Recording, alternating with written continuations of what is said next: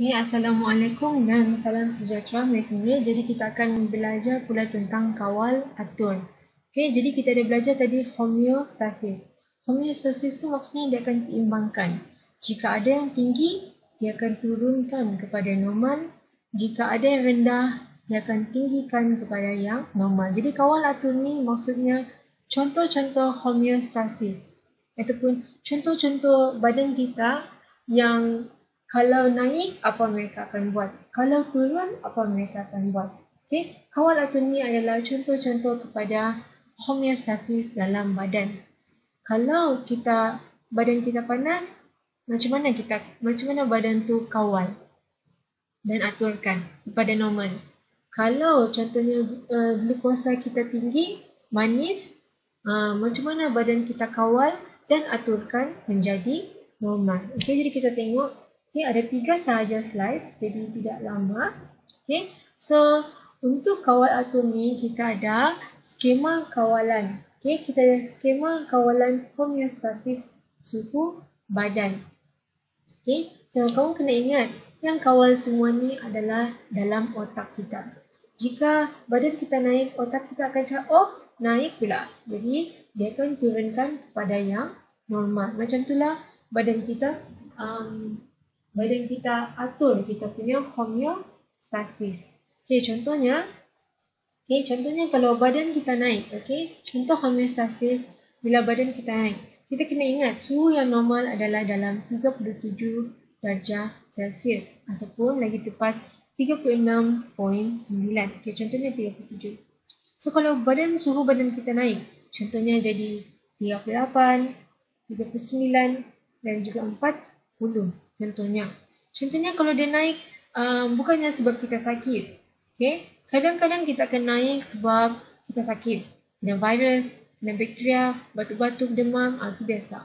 Tapi contohnya kalau kita naik sebab kita buat kerja di bawah matahari, bertukang-bertukang di bawah matahari, ataupun dia naik sedikit sebab orang bersenam.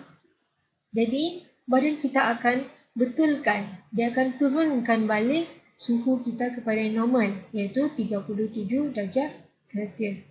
Macam mana diturunkan? Contohnya, kita berpeluh. Sebab itulah bila badan kita panas, kita akan berpeluh. Lepas berpeluh, kita rasa badan kita lagi sejuk. Kita akan rasa badan kita akan lagi sejuk lepas berpeluh.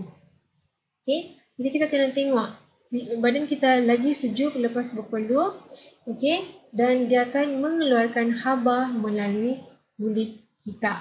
Rambut kita pun akan mendatar, supaya suhu kita akan turun, suhu dalam badan kita akan turun. Jadi macam inilah homeostasis. So daripada 38, 9, 40, dia akan turun kepada yang normal, iaitu 37 darjah Celsius. Jadi contoh kalau kita berada di kawasan yang sejuk, ataupun kalau kita sakit, badan kita akan rasa sejuk. So badan tu contohnya kita turun jadi 36, 35 ataupun 34 darjah Celsius. So macam mana untuk naikkan balik kepada 37 yang normal? Badan kita kenalah kurang berpeluh. Lepas tu dia akan kurangkan haba ke kulit.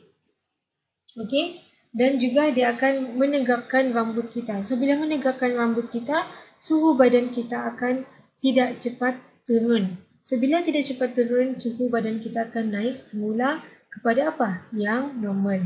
So yang normal adalah 37 darjah Celsius. So contoh lagi homeostasis yang berkenaan dengan air. Yang berkenaan dengan air. Jadi kita kena ingat di dalam homeostasis yang paling penting adalah otak kita. Otak kita yang akan kesan, otak kita yang akan kawal. Dia cakap naik, turun. Jadi dia yang kena fikir. Contohnya kalau ada air meningkat, otak kita akan kesan. So macam mana mau kasih betul, macam mana mau kasih turun, kamu punya ginjal yang akan bertanggungjawab. Bila air dalam kandungan badan meningkat, terpaksalah mengeluarkan dalam bentuk air kencing.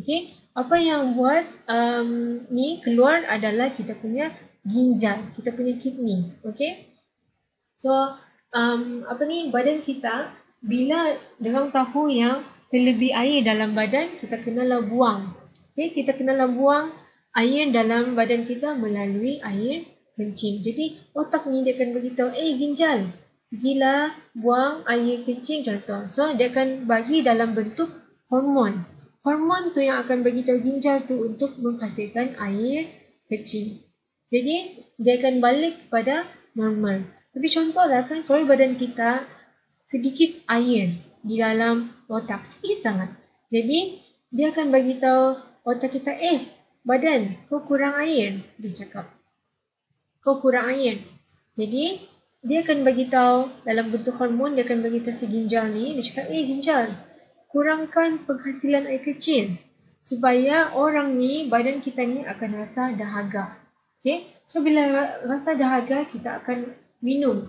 Okay? Kita akan minum air tersebut supaya dia akan kembali normal. Okay?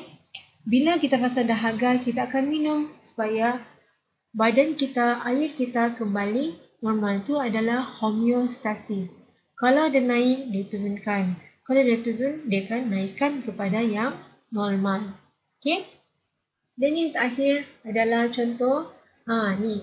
Sama juga tadi, cikgu dia beritahu, badan suhu kita 37. So, bila dia naik, badan kita akan berpeluh untuk kurangkan. Okay?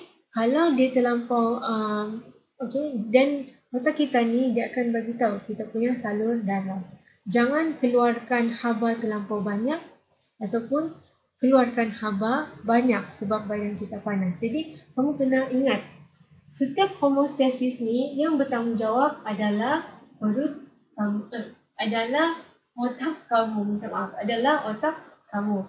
Jadi apa yang bertanggungjawab dalam homeostasis adalah otak kamu. Sebab otak adalah kita punya pusat kawalan. Dia akan beritahu, naik, turun, naik, turun, naik, turun. Jadi dia akan beritahu apa organ yang perlu kasih naik lagi semula. Okay? Jadi ini adalah homeostasis. Ingat, otak adalah pusat kawalan, selalu masuk di dalam soalan objektif.